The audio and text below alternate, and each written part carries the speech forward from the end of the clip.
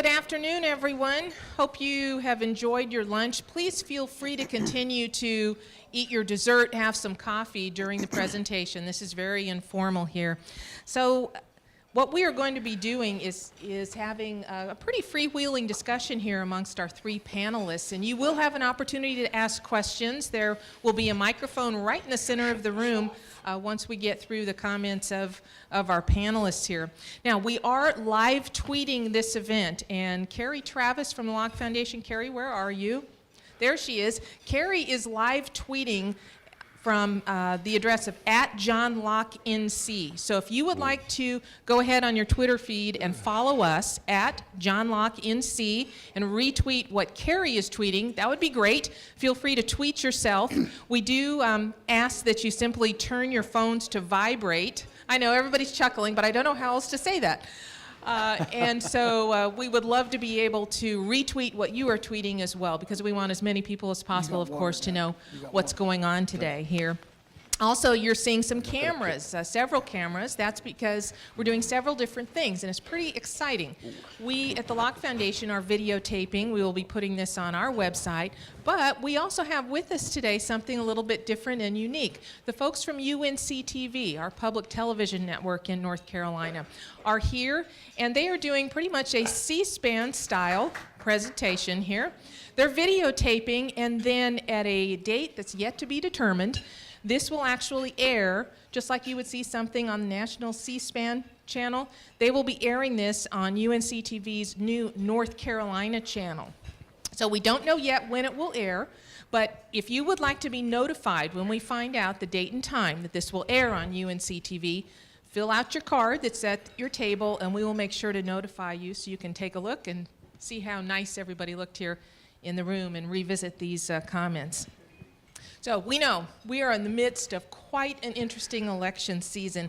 I can't remember this type of thing in my lifetime, and when you talk to people who have been through many more election cycles than I have, they will tell you they really can't remember anything like this as well. We have in this race that we're all watching and listening to right now, everything from a socialist to a constitutionalist. That is what a free society is all about. So even though I suspect that most of us, if not all of us in this room, would not agree at all with the theory of democratic socialism, it is what a free society is about. And now people are being exposed to all sorts of different ideas from which they can make up their own minds. That's what an election is all about. Now here in North Carolina, we have the extra added intrigue of this federal court ruling about our congressional districts, and I'm sure that there's going to be some discussion here amongst the panelists about what that might mean. This is an incredible story, and so we just don't know what's happening with the appeal of this ruling and what it could mean for what is now scheduled to happen on March 15th. So let's get to our panelists. First of all, we're delighted to have with us John Gizzi from Newsmax. John is the chief political columnist and a White House correspondent. He's described as the man who knows everyone in Washington. So he's definitely got some stories to tell. He's the recipient of the William A. Rusher Award for Journalistic Excellence. He was named Journalist of the Year by the Conservative Political Action Conference in 2002. Also, John Hood, a familiar name and face to many of us in this room. John is the president of the John William Pope Foundation. Since 1986, he's been writing a syndicated column. It appears in newspapers all over the state, also at CarolinaJournal.com. I know you all are readers. He also is a permanent panelist on the television show NC Spin. He is a prolific author, and his very latest, hope that you have been to one of the many events for Catalyst, Jim Martin and the Rise of North Carolina Republicans. Also, Marc Rotterman, who's going to be moderating for us today. Marc is a Republican media strategist, former board member of the American Conservative Union. He served on the national staff of the Reagan campaign in 1980. He also is a founding president of the John Locke Foundation and currently a senior fellow. You can read all of his work at CarolinaJournal.com as well. Today, Marc is going to be guiding us through this discussion about this election season that really has turned conventional wisdom on its head. Marc, I turn it over to you. Thank you, Donna. Appreciate it. Welcome, everybody.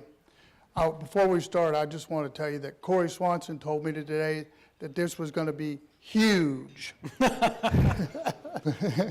I'm really glad to be here today with my two good friends, John Hood and John Gizzi. John Gizzi I've known since 1988, and he's been a good friend of my family and a good friend of me over the years. And I consider John to be one of the foremost experts on politics. He knows down to the detail who won in 1965 or 1964 in any congressional district. And other than Michael Barone, who I'd say he's on par with, I consider him one of the best historians of politics. And of course, you all know John, who is star of stage and screen. But what I'd like to cover, though, during the conversation today, I think there's a lot of things going on. Obviously, this is an unconventional election. I think we'd like to talk about, during our conversation, the Trump phenomena. I think we should discuss whether Trump is really ready to be commander-in-chief, and can he go the distance against Hillary Clinton. I'd also like to talk about the Bernie surge, who in some ways is similar to Donald Trump, because I think what we're looking at here is a blue-collar backlash. And I don't think Washington got that, and some of them still don't have that, but I think the middle class is being squeezed. I think they have less income than they've had, stagnant wages, and I think that's why you've seen the rise of, in different ways, between Trump and Bernie. I mean, the key question for us about Hillary is, and by the way, I pray every day that Bernie is the nominee, is whether Hillary will be indicted. Clearly, from my point of view, she violated the national security of this nation. General Petraeus, who did a lot less, really got a severe penalty. I think we should talk about the issues about how national security and terrorism is impacting this race. How's illegal immigration impacting this race? And I think, how is the economy impacting the race? I'd also like to talk and get the panelists and the input from the folks out in the audience about the last Republican debate, if you happen to watch it. Who won, who lost? And you know, John and I were just talking about the tracking polls. And so who gets a ticket out of New Hampshire? Clearly Trump will. But who else is going to join that, in that going back down to South Carolina? I also think it's instructive to talk about that we have a new era of campaigning.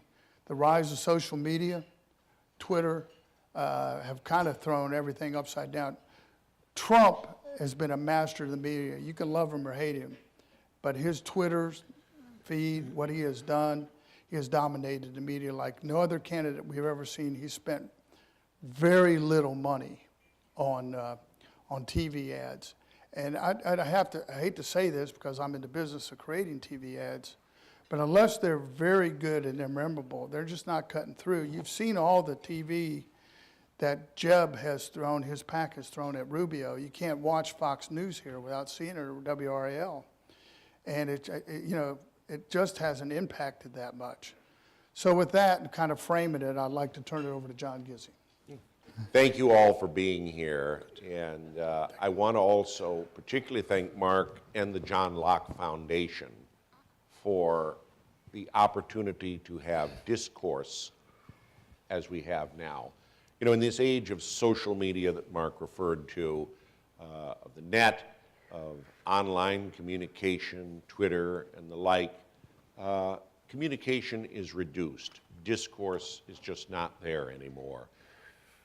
Mark's father, who was a true shoe leather reporter of the old school, right down to the ink on his fingers, understood the need for personal contact that the press had to have. And he functioned in an era when a reporter could have a coffee or something stronger with a politician at the end of the day, knowing that the gotcha journalism would not turn his subject away from the Fourth Estate. Those days have certainly faded to a great degree, and so much is misstated, misreported, and then misunderstood. It reminds me of a story told to me by my old friend, Lisa Beach, who was the casting director for such films as Walk the Line and An American Wedding. Her first job in Hollywood was on the set of a movie, Sextet. It was the first movie for a young Austrian strongman named Arnold Schwarzenegger. It was the last movie for Mae West. Mae at the time was 95 years old. Her hearing and eyesight had faded dramatically, and Lisa's job was to sit in a glass booth and read her lines, which would come out in a small transmitter in Mae West's wig. And then when the camera went on, she'd repeat the lines. The only problem was that the studio was across the street from a police station, and the police squawk box would just override the little transmitter. So the camera would go on, the lights would begin, the director would say action, Lisa would start reading the lines, and Mae West would say, "There's a 411 in progress at La Brea and Wilshire." That's miscommunication, and it's been multiplied 1,000-fold with the net today and instant communication. Now, with that said, let's talk a little politics. I think in order to understand the 2016 election, you have to understand the man who is president. David Petruska, historian and author of 4 books on presidential elections, said, all things being equal, they never are. Precedents are broken all the time. A black man is president. A former first lady has run for president and is trying again. 3 major Republican candidates have neither held an elective or appointive office and are seeking the highest office in the land. And if you talk about precedents being broken, who would have ever thought that a presidential debate would be far more exciting than the Super Bowl? That's what happened this weekend. Hillary Clinton calls herself a progressive, but a progressive who wants to get things done. Note the Keystone Pipeline. But that's not good enough in the present Democratic Party. The person who drew the biggest crowds and fought her to a standstill in Iowa was a self-proclaimed Democratic socialist. Now, of course, Bernie Sanders' appeal to the young and to people disenchanted with government's important. It's also important to note that he was the anti-Hillary. Joe Biden didn't make the race. It'll be very interesting to read memoirs 10 years down the line to see just how close he came. I'm told it was very close to getting in the presidential race. Elizabeth Warren of Massachusetts, freshman senator, probably kicking herself she didn't get in the race. And so many people come up to me and say, don't you think if Hillary Clinton continues to fare poorly, Elizabeth Warren will get in the race the way Robert Kennedy did when Eugene McCarthy began pulling some upsets against President Lyndon Johnson in 1968? I say no, because under the rules today, the filing deadline in an increasing number of states closes with each day. She cannot, for example, get on the ballot in Pennsylvania. And I would say with the way the calendar is scheduled today, even Robert Kennedy in his heyday would have had great difficulty getting into a presidential race in February or March. One other thing, whether it's Benghazi, whether it's the use of her personal server, one finds doubts about Hillary Clinton. I would say one thing, that I see another factor in it. In politics, as in sports, certainly Peyton Manning knew this, there is a time when one is at the top of his or her game and a time when one has to fold it, go back to the showers, and retire. I saw this on the Republican side. The last time I spoke to Senator Bob Dole, I reminded him that my wife was his campaign chairman in Michigan in 1988, and her sister was his special events chairman in his Washington headquarters. Give them a hug for me, said Senator Dole. 88 would have been our year. In other words, while he was nominated for president 8 years later, the year he felt he should have been nominated because he would have been elected was much earlier, 1988. Similarly, friends of mine who are foreign correspondents told me about John McCain. In 2000, they thrilled to his story of personal heroism, to his straight talk. But in 2008, when he was finally nominated, as a German radio correspondent told me, I'd heard the story before. Again, time passed him by, and that may be the case with the current frontrunner for the Democratic nomination. Finally, looking at the Republican Party today, Mark said it best. There is a sense of distaste for traditional party nominees, and it's growing. I read a quote in Business Week just a few days ago that if you add the votes for Ted Cruz and Donald Trump together in Iowa, it's saying that a large chunk of the Republican grassroots, indeed, nearly a majority, were telling the party establishment, drop dead. The Trump effect, I've seen it many times. I've seen it in Europe recently, talking to Mary and Steve. Certainly one could say that Marine Le Pen, a political outsider who underscores the issue of immigration, is that country's Trump. In Greece, it's someone on the left, Mr. Tsipras, a political leader who defies not only the political establishment, but the financial establishment, who've been so influential in picking party nominees. In Britain, it's both Nigel Farage on the right, a leading Eurosceptic, and on the left, Mr. Jeremy Corbyn, the new leader of Labour. Again, an anti-establishmentarianism who's broken with his own party's own history in foreign policy and foreign involvement, and wants to see a more redistributionist society than the mainstream of his party. I'm not saying Trump is a cookie-cutter copy of any of these people. The common denominator is he's an outsider who speaks his mind, and that appeals to the disenchanted who are tired of semper idem, always the same. Jacob Weisberg, writing in Slate magazine, compared him to Silvio Berlusconi, Italian communications magnate who took a family fortune and became a billionaire, bought a winning soccer team. I would differ slightly in the sense that Mr. Berlusconi did spell out an agenda of what he wanted to do and knew a little bit about governance. Donald Trump did not. Now one has to ask where this race will go at this point. Tomorrow night, the field of 8 candidates will be diminished by 1 for sure, maybe 2. By the time South Carolina comes around, February 20th, it may diminish even more. And it will be down to what one normally finds in a field. This is my way of saying that the idea that people like me will get our dream that I've had for decades of covering a convention that actually means something are going to have to wait for another 4 years. The fact is that whatever one thinks, no matter how many candidates are in a race, the modern rules of the party dictate that a nominee be chosen weeks in advance of the convention.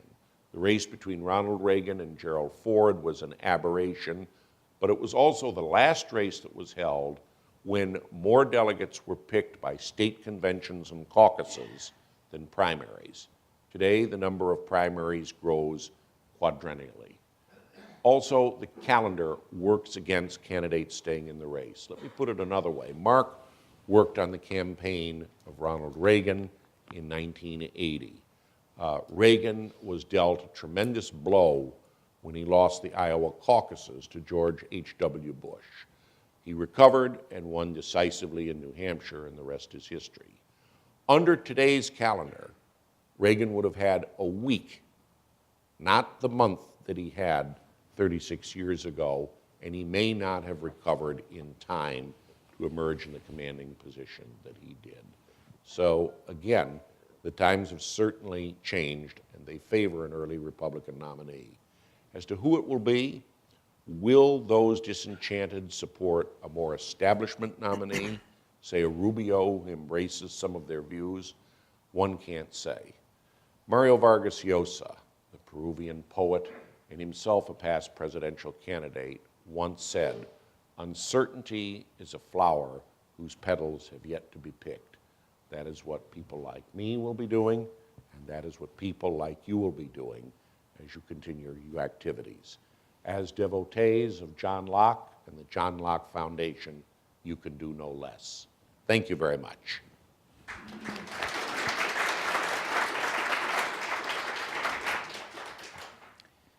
I want to also thank you all for being here. We really appreciate you coming out and listening to us and actually thinking we have something interesting to say. We might, but we're looking forward to hearing your questions and then effectively dodging those questions. The other thing I'll say is I've done many panels and presentations in front of elections for many years, and it used to be a lot easier. I know some of you folks won't remember this, but there used to be a period before Twitter and Facebook.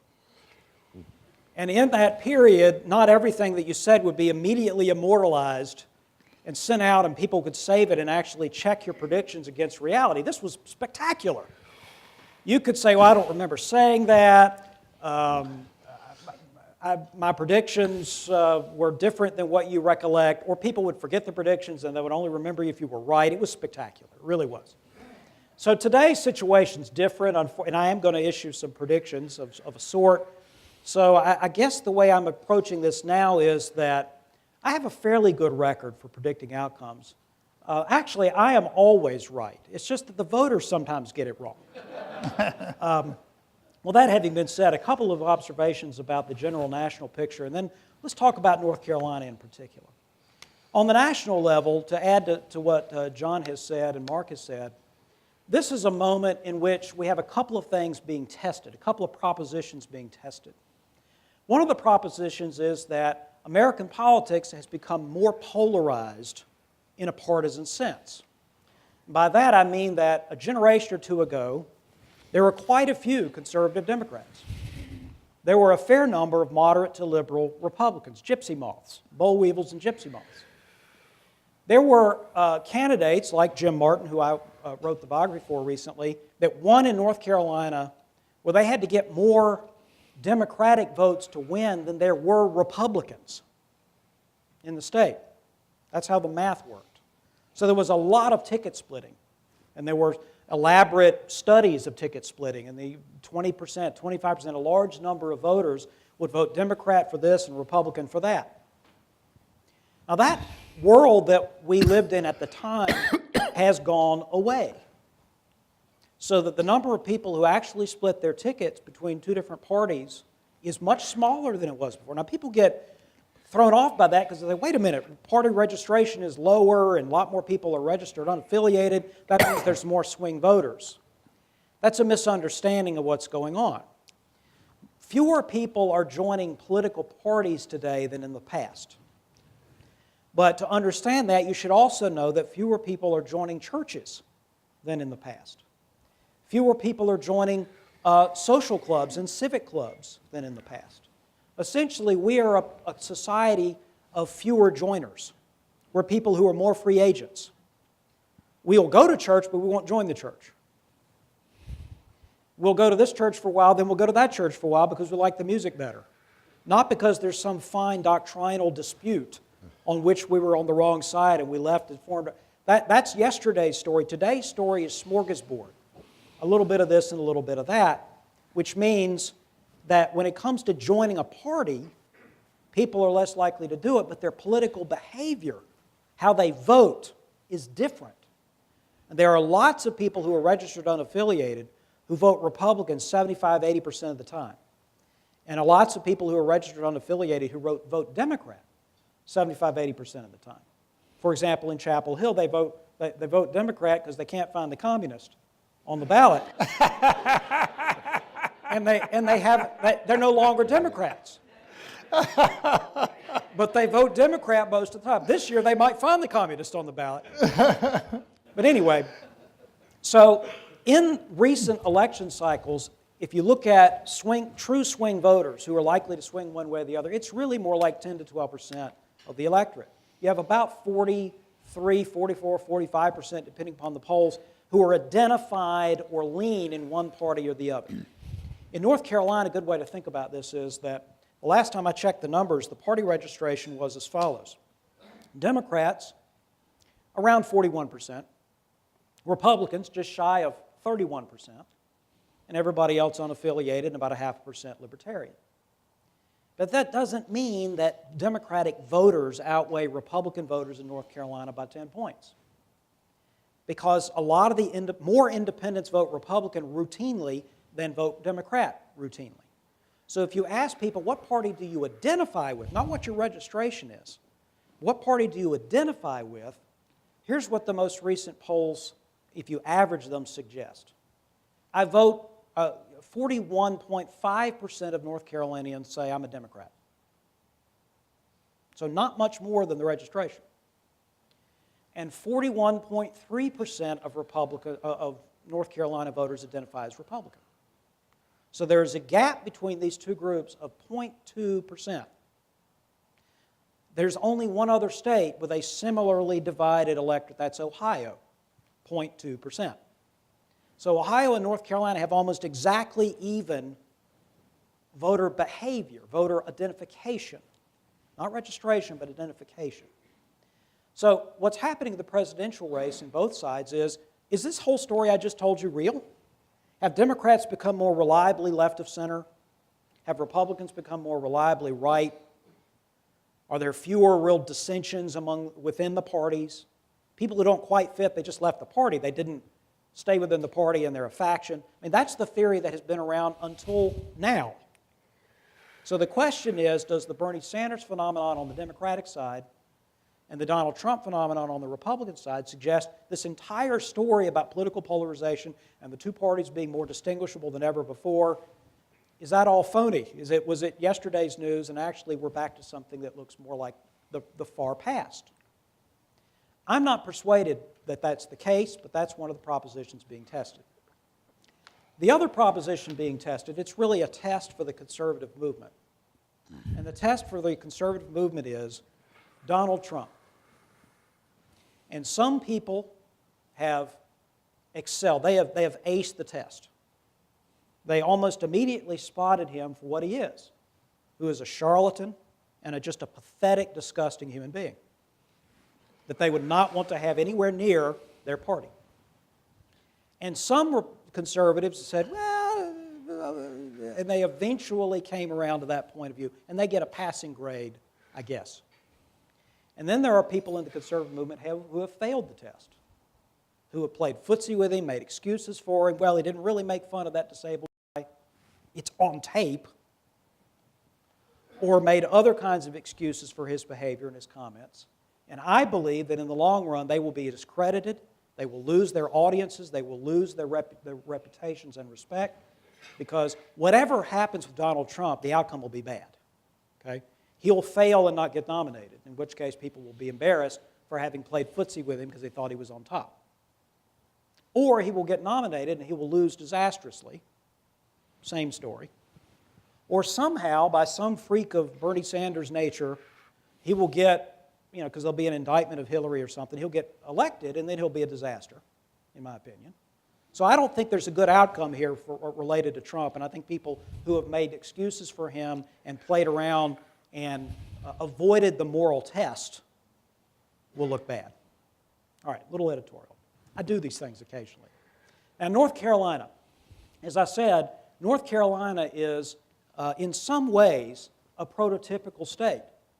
Went for Obama in 2008, went for Romney in 2012. They were both by the very narrowest of margins. And as I said, like Ohio, North Carolina is now somewhat evenly distributed when it comes to people's partisan feelings, partisan affiliations. In addition to that, in North Carolina, we have some very big races other than the presidential race that people are interested in. Now, not necessarily the races the national media think we care about, but big races. What I would say about North Carolina politically is that, there's the old saw that North Carolina is the vale of humility between two mountains of conceit, meaning Virginia and South Carolina. But if you think about it for any length of time, who goes around proclaiming loudly how humble they are? Arrogant people. So only an arrogant state would say that they're a vale of humility, in my opinion. North Carolina has always been full of itself. I call it the Blarney tradition. You see it in past political leaders in the 19th century, the 20th century, much of it is loudly proclaiming their humility, loudly proclaiming their humble origins. We had Buncombe Bob Reynolds, the congressman and senator from out west, who was a very wealthy man, but would campaign by driving close to the town limits of a town. I think he had like a Rolls at one point, and he had all these really nice cars, but he would park that and he would get in this jalopy and he would roll into town and he would put on clothes that had holes in them and pretend to be something that he wasn't. This, in my opinion, a lot like North Carolina actually is, as opposed to how we imagine ourselves to be. Y'all know what our motto is, to be rather than to seem, which is aspirational, but not really the way a lot of times North Carolinians act. So I'm not going to go out and say North Carolina is the most important state in the Union. That's what the other guys will say. What I'll say is that we're really not all that different. As I said, we're actually more like in the middle of the American electorate today. And what happens here is very similar to what could happen in other places. Because we have lots of natives who have traditional Southern patterns of voting and thinking, but we also have lots of people from other places. Roughly half of the electorate in the last election was from somewhere else originally. And so that tells you something about us. We're less distinctive. We're more like Ohio, which is more like the rest of the country. So that having been said, the most important race in North Carolina, we all know, is the governor's race. It's where all the energy is. It's where the Democrats' energy is. It's where most of the Republican energy is. It's what Democrats are desperate to get back. They have some vague sense that there's a U.S. Senate race, but it is not particularly important to them. And so the governor's race is the title bout. And similarly, in North Carolina, there's a lot of interest in some of these other council state races. Lieutenant governor with Dan Forrest running again. He won only barely last time. 2 open seats for state treasurer and attorney general. Never been a Republican in those seats, but there could be 1 or 2 of those seats picked up by the Republicans. But Democrats are gunning for the labor commissioner. Democrats are hoping to get as many as a dozen seats in the legislature, but at least a few here in the House and Senate. Depending upon how redistricting goes, that the congressional map could change a little bit. But again, the action is at the state level. Now, when I do a North Carolina election index, I started a couple of years ago creating an index of the 2 political parties and comparing their relative strengths, not on the basis of registration or voter affiliation, but on the basis of actual power held. North Carolina right now is 63% Republican on this index, by which I mean it used to be that the Democrats had 90% of the power in North Carolina. The first year I did this map and index was 1950, was the first year of data I did. That was 94% Democrat, 6% Republican. And I used the vote for governor, the percentage of the legislative seats held by the 2 parties, percentage of congressional seats held by the 2 parties, judicial races, county commission control, things like that. Today we're at 63. People say, gosh, that's amazing. The Republicans are now dominant. No, they've won a lot of recent games. But it's a very competitive conference. And in 2016, Republicans could do well, or the Democrats could take back the governorship, they could gain in the legislature, they could win those council state seats. It's really up for grabs, which is much like the rest of the country. So I think we have a lot of interesting things to watch and interesting things to see. My own feeling on the presidential side is that, first of all, it has a tremendous effect on what happens in North Carolina because we're like the rest of the country now. If the Republicans nominate well and they face Hillary or Bernie, it's good for McCrory. It's good for the Republicans. If they nominate poorly, all bets are off. My own view, which I will go out on a limb and say, is that I do think the presidential race has already boiled down to Trump, Rubio, and Cruz. I don't really see how, no matter what happens in New Hampshire, I don't see how Kasich or Bush or Christie go anywhere. I just don't see how it plays out. So that's really who we've got. Trump, Cruz, and Rubio represents 2 conservatives and a moderate by any stretch of the imagination. Cruz and Rubio, who are very much alike in their voting behavior, 100% on the ACU and Heritage Action ranking for Cruz, 98%, 94% for Rubio. They're actually very similar in their political behavior. Obviously, they differ on immigration, but not much else of consequence. And Trump is the moderate, and it's obvious. And if you look at the polling, for example, the most recent national polling, if you take three groups of Republicans in the electorate, you've got very conservative voters, somewhat conservative voters, moderate voters. Okay? Cruz wins the very conservative, Rubio wins the somewhat conservative, Trump wins the moderates. That's because voters actually do know sort of what's going on. So, with those views, I will stop and be pummeled to death, apparently. We're going to put John down as undecided on Trump. I haven't decided whether he's evil or crazy. I will say this. I agree with John that I think it's coming down to three people. I do think that there's probably 4 tickets out of New Hampshire, and that's Rubio, Cruz, Trump, and Jeb Bush. And Jeb Bush for the fact that he has the money to go on. And I don't think this is anyway settled yet. As my good friend Haley Barber says, anybody he would tell you who's going to win at this point will lie about to you on other matters.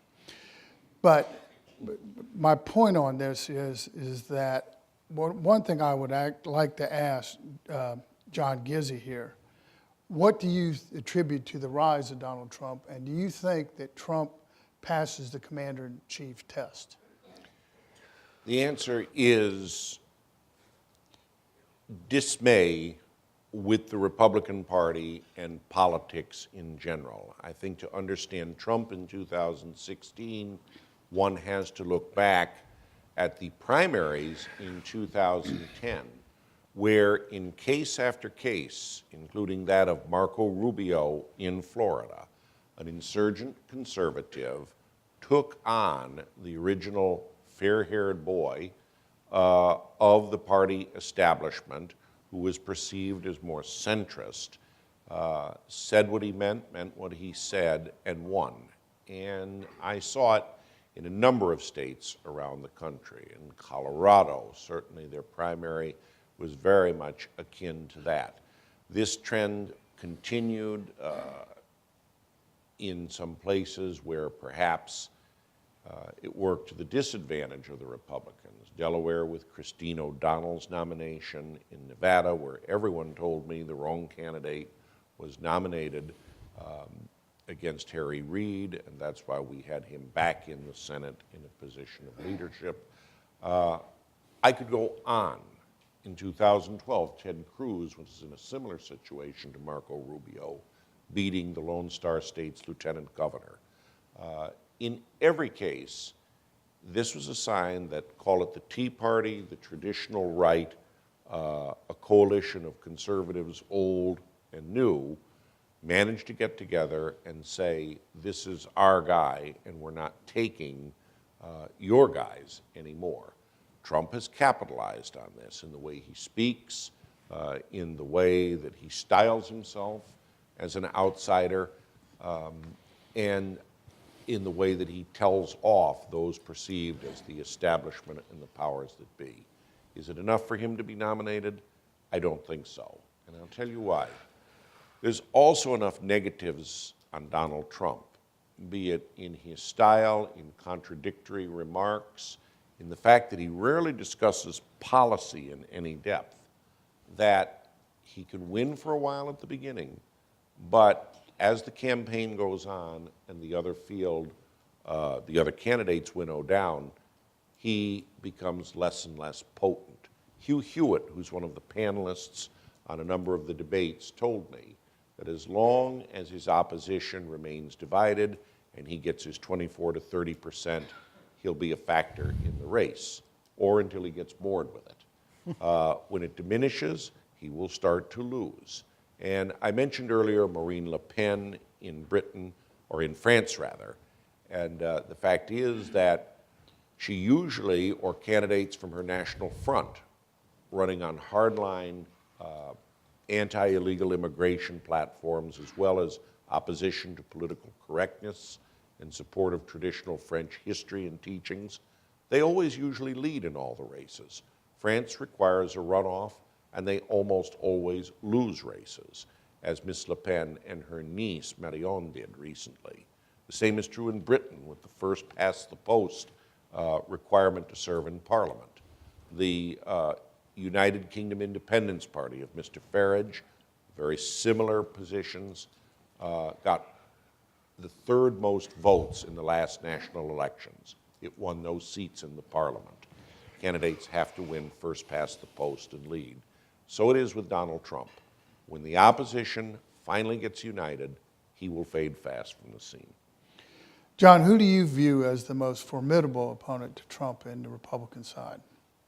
Well, I do see Cruz and Rubio as the primary competitors. Again, the others seem unlikely to be able to gather, even if John Kasich came in second in New Hampshire, which is quite possible. I just don't see how that translates into South Carolina, Nevada, Super Tuesday. It just doesn't seem likely to me. So between those two, I think Rubio has a greater opportunity to rally the rest of the party against Trump. But either Cruz or Rubio, in my opinion, is likely to be the nominee for exactly the reason John just said. Because if you look at the polling, you look among Republican-leaning voters, who are the candidates who are the most unpopular? Donald Trump and, frankly, Jeb Bush. They have very high negatives. They also have the highest amount of people who would not vote for them under any circumstances. However, Trump also has, if you look at his polls, his voters are the least likely to abandon him. So just like you said, there's a faction in there that's for Trump. It's not clear where the growth happens. My view is that Cruz has run the best campaign. He has the lowest burn rate. He's better organized. He was very well organized. He had the best data and analytics in Iowa. I think the problem for Cruz is that he can be Huckabeed in that he'll just be seen by the media as an evangelical candidate. The guy with the most growth, I think, that could have a message that would cross party lines would be Rubio. I'm just not so sure. I don't know how much he was hurt by the debate the other night and whether that will affect him in New Hampshire. He's got to come in third in New Hampshire, in my view. I'm going to submit something based on Mark's remarks. No, this is not something that I memorized or studied. This is truly spontaneous. As a student of history, I find that running mates for candidates make relatively little difference in the end. People genuinely doesn't care who the president will have as his vice presidential running mate. Only twice in my life has it been significant. One, John F. Kennedy picking Lyndon Johnson, somewhat older, more experienced, a Southerner and a Protestant, for the young nominee who was seeking to become the first Roman Catholic president. It was very critical that he select Johnson, and according to LBJ's biographer, Robert Caro, and Kennedy's biographer, Robert Dallek, that was always in JFK's mind. Second was Ronald Reagan picking George H.W. Bush. I know some people who didn't like the decision, including the editors of Human Events, where I worked at the time. They thought it was a sellout to the establishment. Then I remember talking to classmates of mine in college, people who never liked Ronald Reagan, saying, gee, he picked his leading opponent as his running mate. He really does listen to people who are different from him. And I do believe Bush's selection was key to Republicans uniting and winning a great victory that year. I will submit to you that a Cruz or a Rubio, assuming they are the nominee, will be under tremendous pressure to pick a running mate, one who balances the ticket, who is qualified to be president on the very first day that he becomes vice president, and is someone who is perceived as a little bit more centrist than either of them, but not at all distasteful to this great wing of outsiders that has launched Trumpism and put Ted Cruz where he is. In the interest of political correctness, he or she for vice president. But let me ask you this, John. Let's talk North Carolina politics for a while. How do you assess the race between McCrory? Where do you think we are right now, and Cooper, who's the likely nominee on the Democratic side? Pat McCrory is, I think, objectively one of the most successful governors in modern times in helping to change the politics of his state. Now, that is not to say that Pat McCrory himself did it by himself or even that he agreed with all the changes. But he's been a transformational governor in the way that most governors have not and usually aren't. As a result, he has a lot of critics. That's what happens when you make a change. North Carolina has gone from a state that frequently frustrated conservatives, frustrated Republicans, to one of the national stars of conservative reform and of Republican growth, along with Wisconsin and Michigan and a couple other places. And as a result, lots of people who previously didn't think Governor McCrory was really like them they are committed to re-electing him because they like the things that have happened under McCrory. And people who never had much negative feelings about the mayor of Charlotte when he was mayor of Charlotte now are desperate to defeat him. This is a referendum on the policies enacted more than it is about the candidates.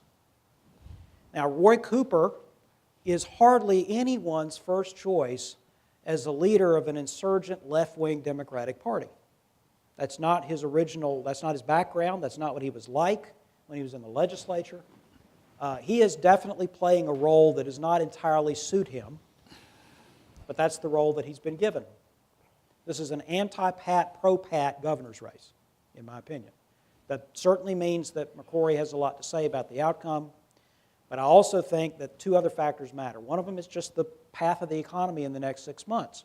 You can spend all day long speculating and talking war stories and coming up with this or that theory as to who gets elected as a governor. But if you look at the evidence that's available, and the studies that have looked at how do governors get elected and reelected, one of the most important factors is simply the path of the economy by about the summer of the election. So if people perceive the economy is getting better, the governor's likely to be reelected, even if the governor is politically incompetent. On the other hand, a really, really brilliant gubernatorial incumbent will lose if people feel like the economy is getting worse by the summer. So that's one factor. And I frankly think the other factor is the presidential race. It matters a huge deal in North Carolina, a state that is now more like the rest of the country. One thing I would say, if McCrory essentially takes Jim Martin's path, better jobs, better school, and better roads, he's well on the way. If he does run poorly, I do think the alternative side to what you just said, John, is that it impacts the presidential race here.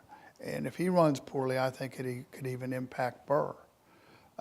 Running poorly might be something like overreacting to criticism, being baited into You said that, I didn't. being baited into engaging in debates that aren't really about the core. That's thing right. that I mean, voters how want. he reacts to being attacked, I think, is crucial. And I don't think he should ever really react to Cooper himself. I think he should let his campaign manager do that. I'd like to open it up, if we could, to the audience and ask one more question of our panel. Coming out of New Hampshire, John, how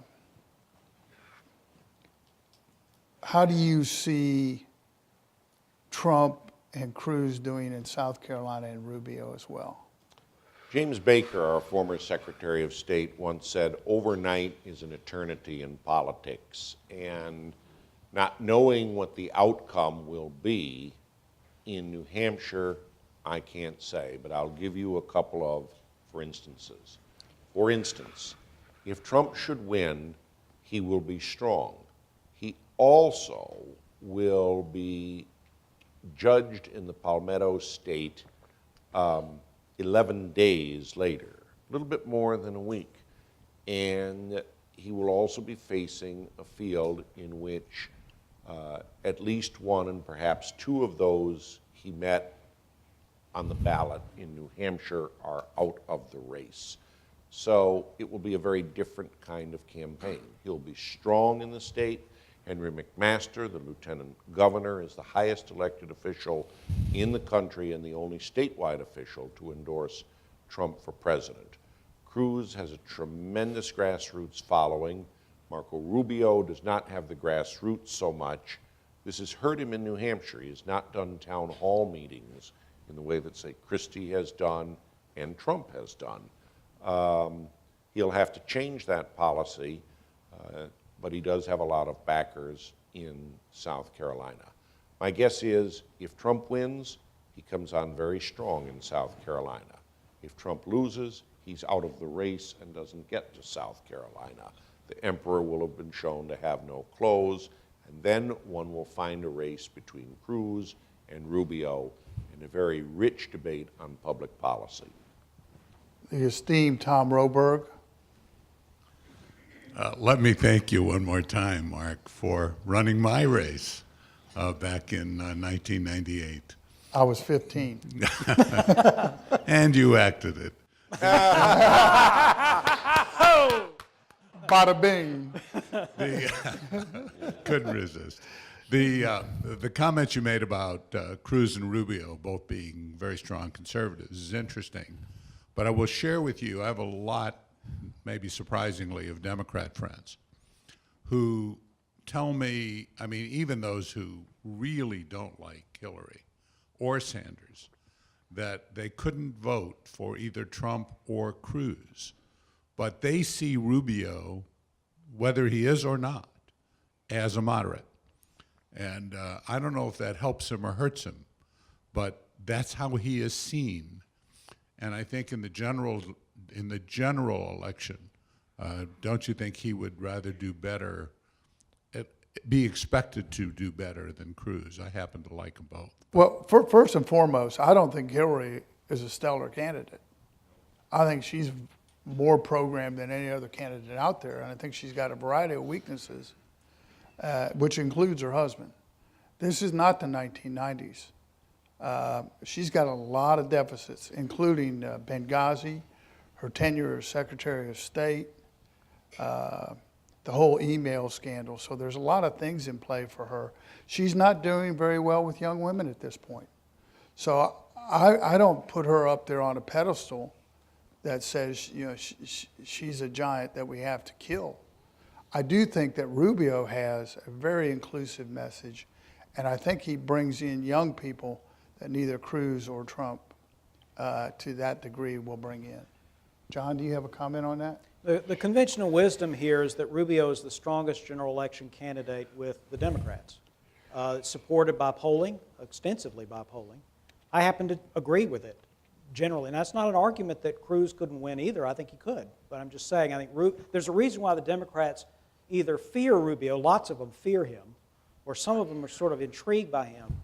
But there's a reason, because they see him as a big competitive threat. Now, Democrats, partisans on either side can clearly be wrong.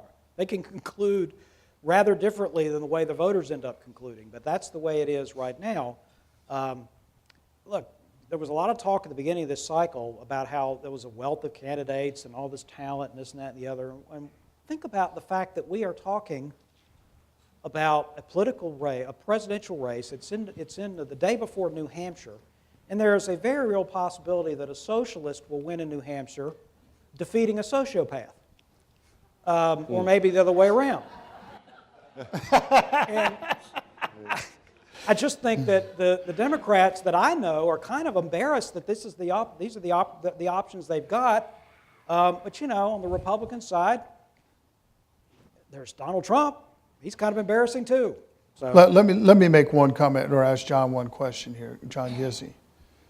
In recent weeks, I've seen a movement towards with some folks in the establishment praising Trump, particularly the lobbyists in D.C. Have you seen of that? Have you heard any of that? Yes. Why do you think that they're more pro? Is it because of their hate for Cruz? Or why are they more pro saying nice things about Trump at this stage? Some people react to what happens instantly rather than what very much could happen down the line. They don't think things through, and they simply emote on what is there. There was a time when people were talking about Trump as the Republican nominee. A colleague of mine from France did an interview with numerous political prognosticators and politicians and said, I was the only one in the group who didn't think Trump could be nominated for president. And you can read that all in Le Figaro. Well, I still don't believe that, and other people did, and I think they were just trying to accommodate what they felt was the inevitable. One postscript I would add to what you both said about Rubio appealing to Democrats and independents, and it's a good question, Tom. Barry Goldwater in 1964, the only outsider in 70 decades who truly was nominated for president. It was not his turn. He was not the next in line. He said a lot of things that alarmed people and drove away the center of his party and of independence. Ronald Reagan took precisely the same positions Goldwater did, including making Social Security voluntary and warned of the dangers of Medicare, or as he called it, socialized medicine. And yet he was able, in California as governor and as president twice, to win over people from the center and sometimes even the left. Why? It was not so much what he had to say, but how he said it. You know, one thing I would point out that the media missed, and it just occurred to me, we had the first Hispanic win a presidential primary. And the next, we had a Hispanic place third, and we had an African-American place fourth, being in Carson. We're always criticized as being, quote, racist or anti-Hispanic or anti-African-American. But I think the proof's in the pudding. I mean, we have two people running from the Woodstock generation on the other side. Marilyn? Thank you. Mark, some of your questions or your comments a while ago about Hillary Clinton and the problems that she's got. One, for the question I have regarding the email situation. I was reading an article just recently when they talked about sort of the environment in which that took place, and they quoted a couple of things. One is the general overall lax supervision of the cybersecurity in the State Department in general, and then the fact that some of the things that she's accused of breaking the rules were rules that actually came in after she had set up her email system. So I guess my question is, in that argument, how does that, or does that at all mitigate her culpability in that email situation? Well, it's my understanding that she was given a briefing, and all State Department officials are given a briefing, that you can't have a private server pushing classified information to you, and that you have to be with the State Department's system. Is that correct, John? Mm-hmm. I guess my follow-up on that, though, is that there were references made to emails that came out of Colin Powell and Condi Rice's offices that broke some of the same Well, I rules think that is HERC correct, but not to the degree of what she has done.